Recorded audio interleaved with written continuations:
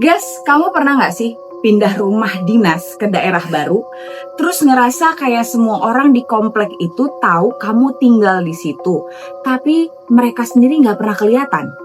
Dan yang paling serem adalah kamu ngerasa rumah itu nggak kosong, guys. Padahal kamu tinggal cuma berdua sama suamimu. Dan hari ini aku akan ceritain kisah dari Tiwi, seorang istri pimpinan BUMN yang ikut suaminya dinas ke daerah terpencil. Dan apa yang dia alami. Sumpah ya, ini tipe cerita yang kalau kamu pembawaannya peka dikit aja, kamu bakal kabur tengah malam tanpa sempet ngambil koper.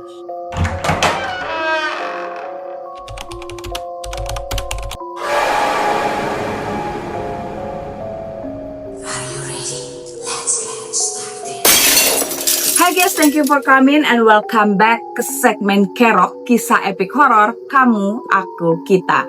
Bareng aku Refty Betrisva, dan hari ini aku akan ceritain kiriman Kerok dari penonton setia Kerok yang bernama Tiwi. Thank you Tiwi. Dan ini adalah kisah nyata yang dia alami bareng suaminya, seorang pimpinan BUMN ya, waktu ditugaskan ke daerah operasi baru tahun 2022. Masih baru sebenarnya. Mereka dikasih fasilitas rumah dinas yang katanya strategis, tapi begitu mereka sampai, komplek itu kayak kota mati guys. Lampunya hidup, halaman rapi, nggak ada orang guys, tapi di sana sama sekali nggak kelihatan ada orang. Dan dari sinilah semua kejadian aneh dimulai. Oke, kamu udah siap? Kita masuk langsung ke ceritanya. Let's go. Tiwi cerita guys, hari pertama mereka sampai di daerah tugas itu semuanya kerasa biasa aja. Jalanan rame, kantor suami terlihat aktif dan mereka disambut baik oleh para stafnya. Tapi begitu mobil masuk ke komplek rumah dinas, suasananya langsung beda banget. Komplek itu luas, rumah-rumahnya model lama tapi megah guys. Bercat putih, tapi warnanya udah kusam. Bangunan era 80-an gitu ya. Halaman di tiap rumah itu dirawat rapi. Nggak ada rumput yang tinggi, jendelanya juga bersih, lampu tamannya masih hidup. Tapi anehnya, nggak ada satupun manusia di sana. Pak, ini memang nggak ada orang yang tinggal? Tanya Tiwi ke sopir yang nganter gitu ya. Sopir itu diem lama lalu jawab singkat, ada kok bu, penghuninya tuh ada, tapi ya biasanya mereka di dalam rumah aja. Yes, Tiwi langsung merasa ada yang janggal gitu ya. Rumah dinas mereka ada di pojok komplek, persis di depan taman kecil. Rumahnya itu besar, 2 lantai, halamannya luas. Begitu pintu dibuka, udara dingin langsung menyambut. Dingin yang bukan kayak AC guys, tapi dingin yang kayak ruangan lama yang gak pernah ditinggalin.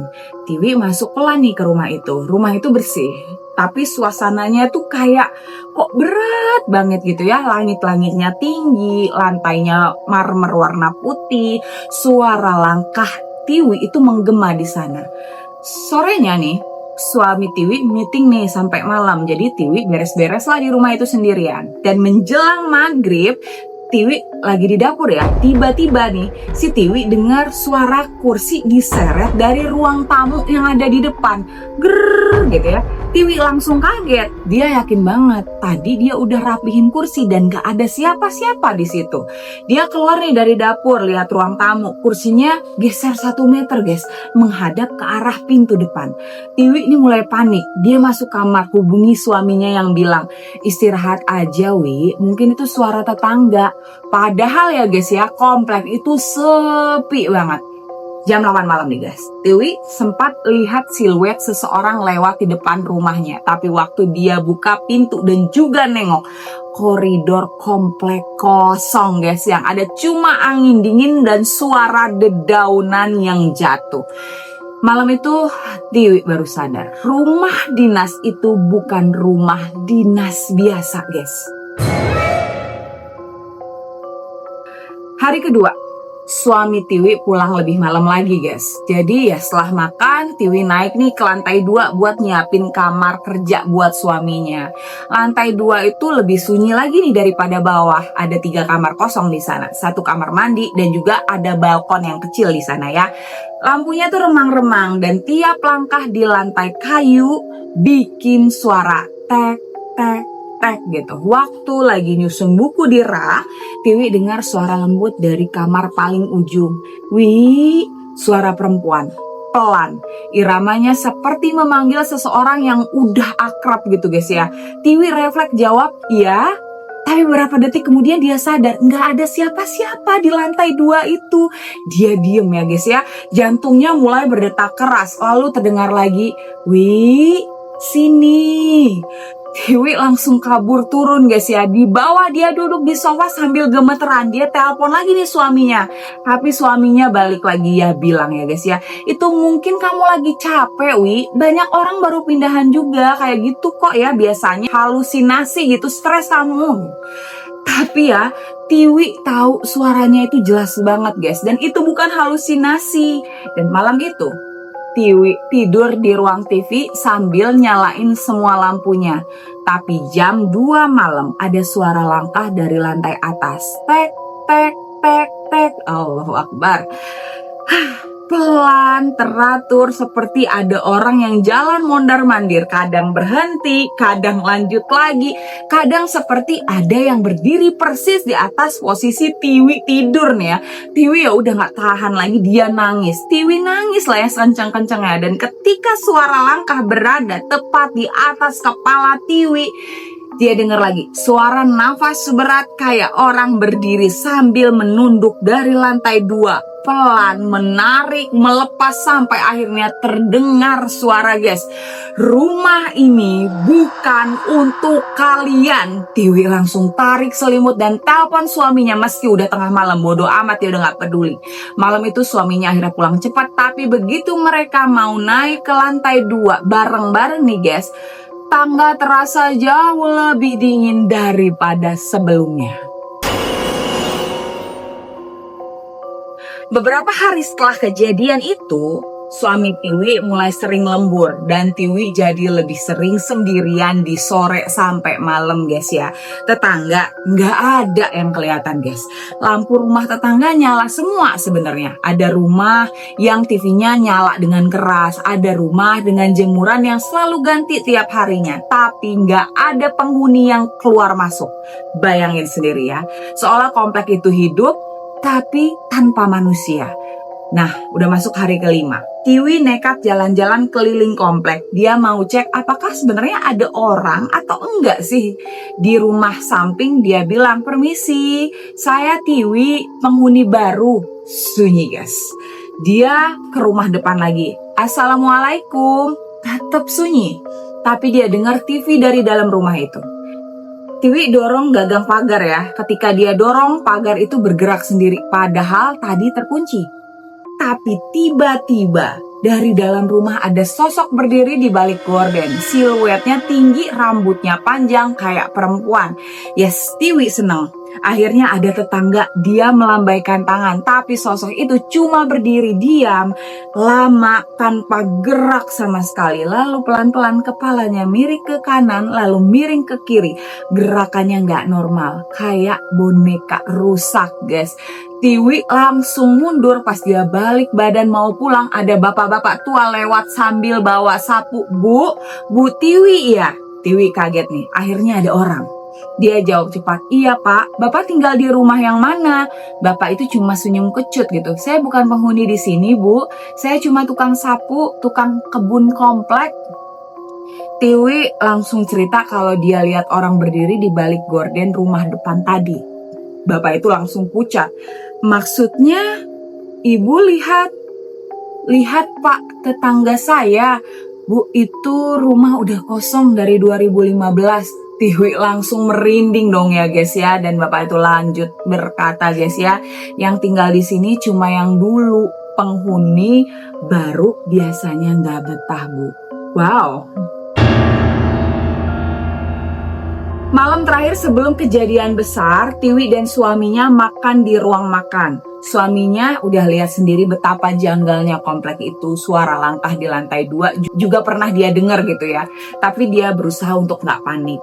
Wi, aku harus bilang sesuatu. Tiwi berhenti makan. Suaminya baru aja selesai meeting dengan kepala area katanya. Dan ternyata mereka sudah tahu tentang komplek itu. Rumah-rumah di sini dulunya ditempati keluarga-keluarga staf lama, kata suaminya. Tapi banyak yang pindah atau meninggal karena kecelakaan dalam kurun waktu 2 tahun. Setelah pandemi, gak ada yang mau tinggal di sini lagi. Tiwi tercengang. Terus kenapa kita ditempatin di sini? Suaminya menunduk. Kita kehabisan rumah dinas aktif, Wi.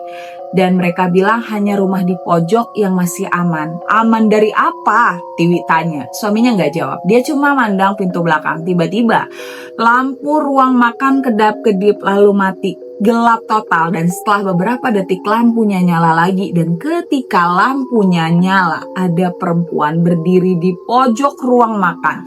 Rambutnya panjang menutupi wajah, bajunya putih kusam penuh noda, dan kakinya menapak tanpa suara.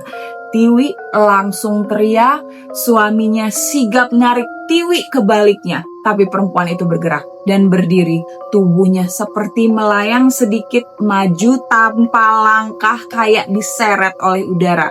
Dia berhenti tepat 3 meter dari mereka, lalu dia bilang dengan suara seraknya, rumah ini milik kami. Setelah itu semua, pintu rumah terbanting keras satu-satu, guys. Brak, brak, brak. Lampu kedap-kedip makin cepat dan ada suara langkah kaki orang berlari di lantai 2. Ada juga suara bisikan dari kamar mandi, dari dapur, dari bawah kursi, dari seluruh penjuru rumah.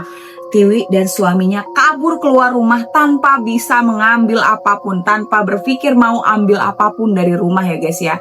Di luar, tukang kebun itu sudah berdiri sambil bawa senter. Udah Bu, Pak, saya tungguin sejak tadi katanya. Karena saya tahu malam ini gilirannya rumah itu datang lagi. Oh my God.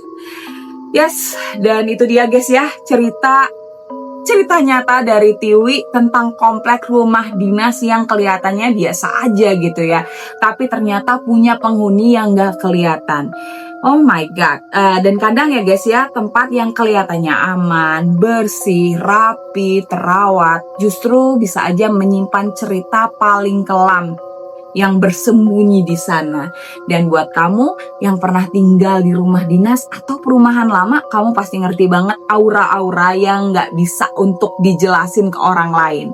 So thank you banget buat kalian guys Kerok tercintaku yang udah nonton segmen Kerok kisah epic horror kamu, aku, kita bareng aku ya, Revi Baidrusva. Dari awal nih tayang sampai hari ini, terima kasih banyak dan udah nontonin khususnya untuk episode kali ini dari awal sampai akhir. Jangan lupa untuk kalian untuk like, comment, subscribe ya tentunya, dan juga share cerita ini ke teman-teman kalian yang suka dengerin cerita-cerita horor. Dan juga jangan lupa untuk nyalain loncengnya supaya kalau aku update atau post cerita-cerita baru kalian bisa langsung nontonin. Dan itu semua yang bikin aku semangat untuk bisa bikin video terus dan bisa bikin kita merinding bareng-bareng di semua episode Kerok ya guys ya. Dan buat kalian yang punya cerita horor juga yang nyata kalian rasain, boleh loh cerita kalian dikirim ke email kami di kerok053@gmail.com. Boleh juga share cerita kalian di kolom komentar. Semoga nanti cerita kalian bisa aku bawain di next Kerok ya. Stay safe dan juga jangan lupa guys ya, kalau pindahan ke rumah baru coba ketok dulu tuh pintunya 3 kali. Kadang ada yang bisa jawab loh dari dalam. Oke, thank you semuanya. Sekali lagi aku Revi Baidrusva pamit. Sampai ketemu di Kerok berikutnya. See you, bye bye.